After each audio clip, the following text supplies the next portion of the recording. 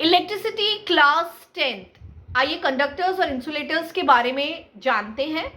Conductors ऐसे substances जिनमें से इलेक्ट्रिसिटी या इलेक्ट्रिक चार्ज पास हो सकता है या फ्लो हो सकता है, उन्हें कंडक्टर्स कहते हैं। जैसे कि मेटल्स, कॉपर, एल्यूमिनियम। इंसुलेटर्स ऐसे सब्सटेंसेस जिनमें से इलेक्ट्रिसिटी या इलेक्ट्रिक चार्ज फ्लो नहीं हो सकता, उन्हें हम इंसुलेटर्स कहते हैं, जैसे रबर, ग्लास।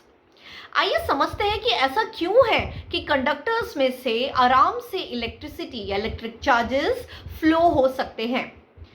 उसे समझाने के लिए मैंने सबसे नीचे एक डायग्राम बनाया है, जिसमें मैंने कंडक्टर का डायग्राम बनाया है। हम जानते हैं कि हर एक सब्सटेंस एटम्स का बना हुआ है, तो ये भी मैंने एक दिखाया है कि जो कंडक्टर है वो एटम्स का बना हुआ है, जिसमें मैंने 3 एटम्स एग्जाम्पल के लिए बनाए हैं।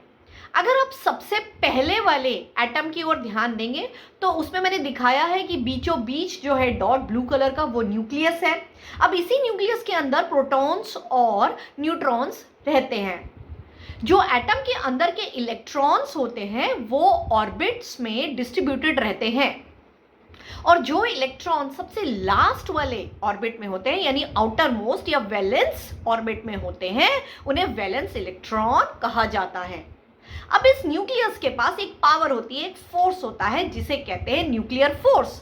इसी फोर्स के कारण ये इलेक्ट्रॉन्स को पकड़ के रखता है, और इस फोर्स या इस पकड़ के कारण इलेक्ट्रॉन अपने ऑर्बिट से नहीं हिलते हैं और वो उसी में घूमते रहते हैं।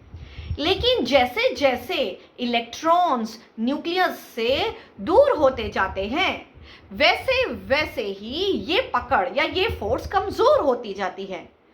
जैसे कि जो इलेक्ट्रॉन सबसे अंदर वाले ऑर्बिट में होंगे, उन पर पकड़ सबसे ज्यादा होगी, या उन पर न्यूक्लियर फोर्स सबसे ज्यादा होगा, स्ट्रांग होगा। जो सेकेंड ऑर्बिट में इलेक्ट्रॉन्स होंगे, उनके ऊपर न्यूक्लियर फोर्स थोड़ा वीक होगा। और जो सबसे आखिर में जो हम देख रहे हैं आउटर मोस्ट ऑर्बिट है, उसमें जो इलेक्ट्रॉन्स है उसके ऊपर न्यूक्लियस की फोर्स या न्यूक्लियर फोर्स बहुत ही वीक होगा।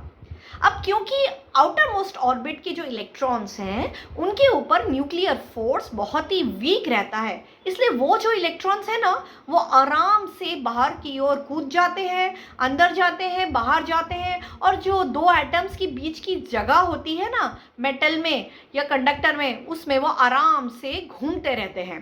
तो आप देखेंगे जो फ्री इलेक्ट्रॉन है वो आराम से जंप आउट हो रहा है, और ये आराम से ये जो फ्री इलेक्ट्रॉन्स है ये जो आउटर स्पेस है उसमें फ्रीली अवेलेबल होते हैं। ये कोई भी रैंडम डायरेक्शन में घूमते रहते हैं। और जब हम किसी भी कंडक्टर में या मेटल में एक बैटरी लगा देते हैं या उसे पोटेंशियल डिफरेंस देते हैं, तो यही फ्री इलेक्ट्रॉन एक रैंडम डायरेक्शन को छोड़कर एक ही डायरेक्शन में मूव करने लगते हैं, और उसे ही हम इलेक्ट्रिसिटी कहते हैं, या उसे ही हम फ्लो ऑफ चार्जेस कहते हैं। जबकि इंसुलेटर्स में उल्टा केस है। इंसुलेटर्स में फ्री इलेक्ट्रॉन्स अवेलेबल ही नहीं हैं। क्योंकि इंसुलेटर्स में फ्री इलेक्ट्रॉन्स अवेलेबल नहीं हैं, इसी वजह से कोई भी चार्जेस अवेलेबल ही नहीं है जो एक पर्टिकुलर डायरेक्शन में मूव कर सके।